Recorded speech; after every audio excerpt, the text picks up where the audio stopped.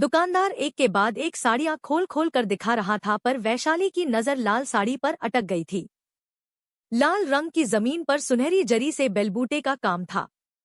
कपड़ा इतना हल्का जैसे कुछ पहना ही न हो। तभी छोटी बेटी नायरा बोली, अरे भैया, यह क्या डार्क कलर दिखा रहे हो? मम्मी की शादी की गोल्डन जुबली है, कुछ सोबर और एलिगेंट दिखाएं।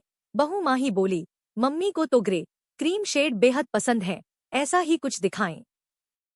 वैशाली बोलना चाहती थी कि वह अपने सारे शौक इस वर्षगांठ पर पूरे करना चाहती है। वैशाली और पराग की 50 साल पहले शादी हुई थी, तब तो उनके पास न इतने पैसे थे और न ही इतनी सुविधा थी। वैशाली ने शादी में चटक रानी रंग का आर्टिफिशियल सिल्क का लहंगा पहना था। उस लहंगे का रंग और काम उसे बिल्कुल नहीं सुहाया था। एक लोकल से पार्लर ने उसका मेकअप किया था, जिस कारण उसकी ठीक ठाक शक्ल भी हास्यपद लग रही थी। आज जब वैशाली किसी की शादी में जाती, उसके मन के सोए अरमान जाग जाते थे। तब वैशाली 70 वर्ष की नहीं, बस 20 वर्ष की लड़की की तरह ही सोचने लगती थी। दोनों बच्चों की शादी में वैशाली की इतनी भागम भाग रही कि वह ठीक से तैयार भी नहीं हो पाई थी। 10 दिन बाद वैशाली और पराग की गोल्डन जुबली है। दोनों बच्चे अब अच्छे से सेटल हैं और यह बच्चों का ही आइडिया है कि गोल्डन जुबली को धूमधाम से मनाया जाए। यह सुनते ही वैशाली के अंदर दबी इच्छाओं को मानो पंख लग गए हों। हर बार उसकी इच्छाओं के पंख उम्र के तले दबा दिए जाते थे। वैशाली के सामने दुकानदार ने क्रीम, व्हाइट, ग्रे, पीच रंग की साड़ियों का अंबार लगा दिया था, पर वैशाली को एक भी साड़ी जंच नहीं रही थी। उसका पूरा मूड चौपट हो गया था। न जाने क्यों माही और नायरा बरबस उसे उसकी उम्र का एहसास दिलाने पर तुली हुई हैं। हाँ, वे हैं 70 वर्ष की, पर इस दिल का क्या करें जो फिर से एक 20 वर्ष की दुल्हन की तरह सजना चाहता है। दुकान से बाहर निकलते हुए वैशाली के कानों में बेटी नायरा के शब्द पड़ गए थे, मम्मी को तो न जाने क्या चाहिए। अरे इस उम्र में कौन इतना चूजी होता है। मेरी सास भी इस उम्र में बालों की रिबॉन्डिंग, फैशन कलर और न जाने क्या क्या करवाती रहती हैं। तभी माही की आवाज आई, शुड एज ग्रेसफुल्ली। दोनों को पता ही नहीं चला कि वैशाली को उनकी बातें साफ साफ सुनाई दे रही थी। वैशाली का मन खट्टा हो गया था, मतलब अब उनके बच्चों को उनका हेयर कलर करना भी खलता है। बच्चे क्या चाहते हैं कि वे 70 वर्ष की हो गई है तो पहनना ओढ़ना छोड़ दें। माही और नायरा भी 40 वर्ष से ऊपर की ही हैं, पर उन्होंने तो कभी उनके झबलेनुमा कपड़े देखकर व्यंग्य नहीं कसा। वहां से कार पार्लर की तरफ चल पड़ी। माही बोली, मम्मी आपको क्या क्या सर्विस लेनी है, आप बता दो। नायरा बोली, भाभी, मम्मी क्या इस उम्र में प्री ब्राइडल पैकेज लेंगी? क्यों मम्मी, एक फेशियल ले लेंगी और आईब्रो करवा लेंगी, मैं खुद ही देख लूंगी। मम्मी को क्या पता। दोनों ननद भाभी ने अपने लिए अच्छा खासा पैकेज लिया, मानो एनिवर्सरी उनकी ही हो, और वैशाली के लिए एक साधारण सा पैक बुक कर दिया था।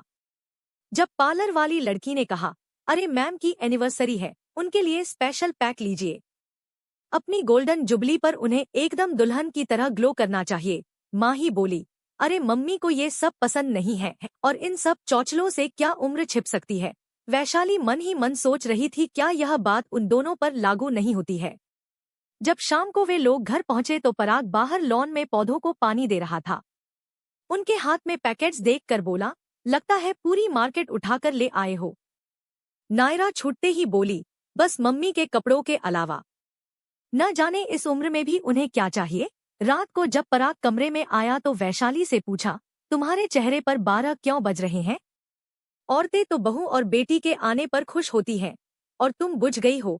वैशाली के सब्र का बांध टूट गया। रोआसी सी बोली, तुम ही बता दो, मुझे इस उम्र में कैसे व्यवहार करना चाहिए। तुम्हारी बेटी और बहू ने तो कोई कमी नहीं छोड़ी थी। पराग को वैशाली के गुस्से का कारण समझ नहीं आ रहा था। चिढ़ते हुए बोले, अरे अब किस बात पर नाराज हो? जितने पैसे तुमने कहा उतने दिए, और चाहिए तो और ले लो, पर ये ताने मत दो। कल नायरा की सास भी आ जाएगी। उन्हें ऐसा नहीं लगना चाहिए कि तुम उनके आने से खुश नहीं हो। वैशाली का मूड और अधिक खराब हो गया था। नायरा की सास उषा उसे फूटी आंख नहीं भाती थी। उषा बेहद दबंग महिला थी। पति के गुजरने के बाद भी वह खूब सत्संवर कर रहती थी। नायरा के साथ साथ वैशाली को भी उषा का इस तरह से सजना, ऊंची आवाज में हो करके हंसना, हमेशा पराग के साथ गप्पे लड़ाना बिल्कुल पसंद नहीं था। पता नहीं क्यों वे ऐसा बच्चों जैसा व्यवहार करती हैं। अगर बेटी की सास न होती तो वैशाली उषा को घर में घुसने भी न देती, पर क्या करे, रिश्ते से मजबूर है। अगले दिन सुबह की फ्लाइट से उषा आ गई थी। नीली पैंट और लाल रंग की कुर्ती, लाल रंग की ही लिपस्टिक, केराटिन कराए हुए बाल, सलीके से किए हुए मेकअप के कारण उषा अपनी उम्र से 10 साल छोटी लग रही थी। वैशाली उसे देखकर मन ही मन जल भुन गई थी। नायरा यह उम्र के प्रवचन अपनी सास को क्यों नहीं सुनाती? कौन कहेगा कि यह विधवा है?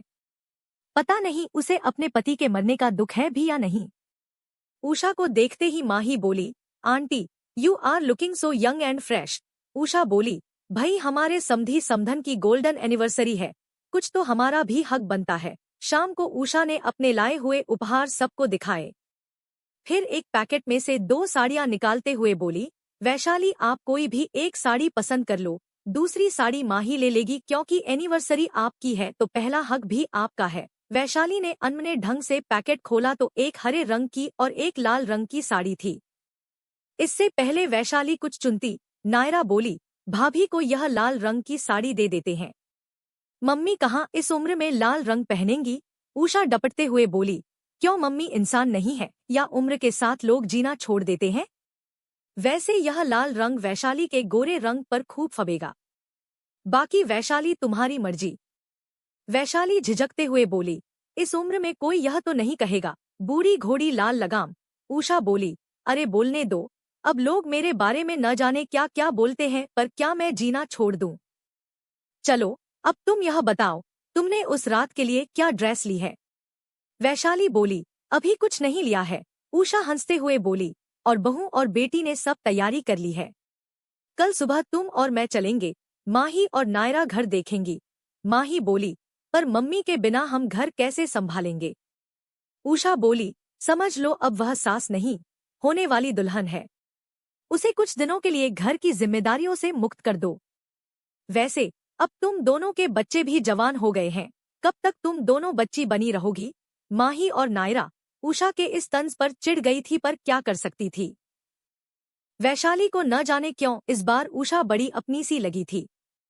अगले दिन उषा और वैशाली ने खूब सारी शॉपिंग की। आज वैशाली को कोई उसकी उम्र की याद दिलाने वाला नहीं था।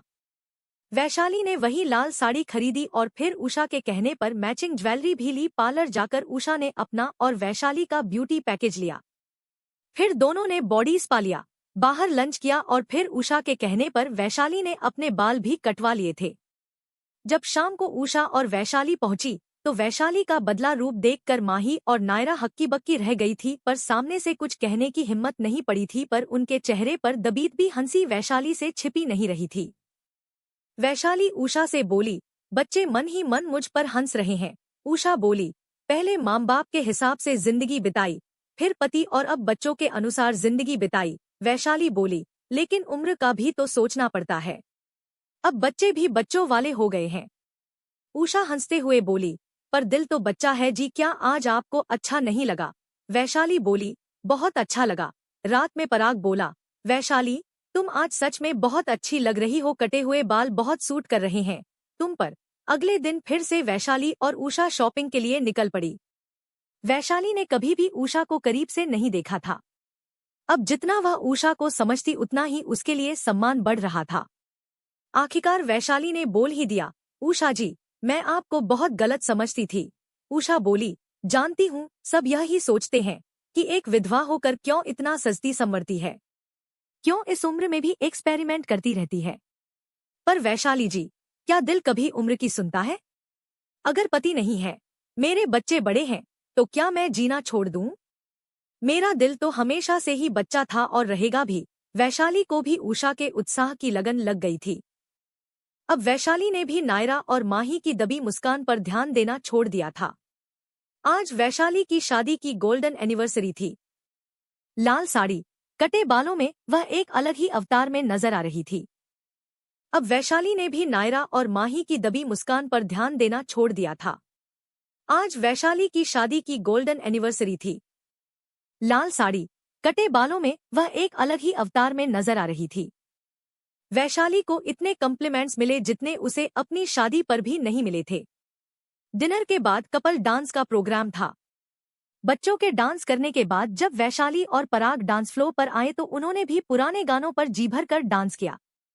उषा ने भी महफिल को जमाने में कोई कोरकसर नहीं छोड़ी। अगले दिन सुबह लगभग सभी मेहमान विदा हो गए थे।